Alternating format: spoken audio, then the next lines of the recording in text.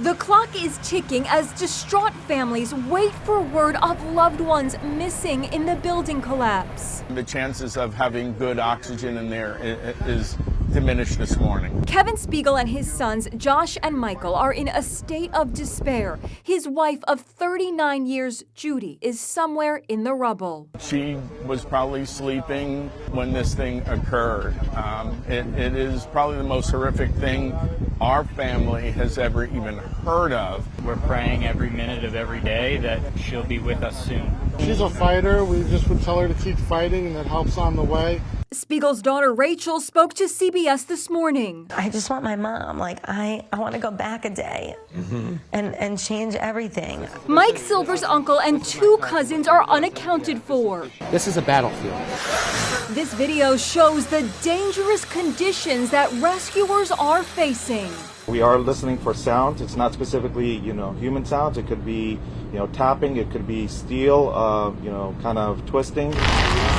To make matters worse, bad weather delayed rescue efforts as debris fell on the first responders.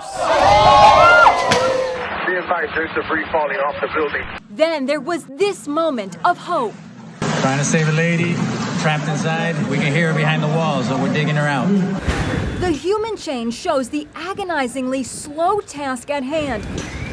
Debris being removed bucket by bucket. These first responders are going in through tunnels. They're working from the top. They're working from the bottom. It has to be done very, very carefully.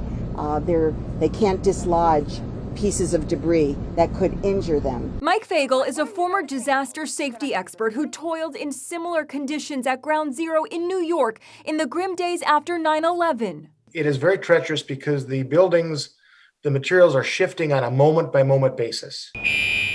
The whole country rejoiced seeing the 12-year-old boy pulled from the rubble.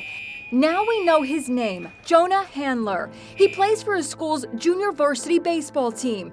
He suffered broken bones. Sadly, his mother, Stacy Fang, died in the collapse. Her family says there are no words to describe the tragic loss of our beloved Stacy. High school student Devin Marie Gonzalez fell 4 stories and survived. She posted pictures of herself in the hospital. The big question now, how did this horrific collapse happen? One theory is that it may have been caused by so-called concrete cancer, in which salt water seeps into concrete and weakens steel beams. This is what Champlain Towers South looked like before the horrific collapse, and this is how it looks today.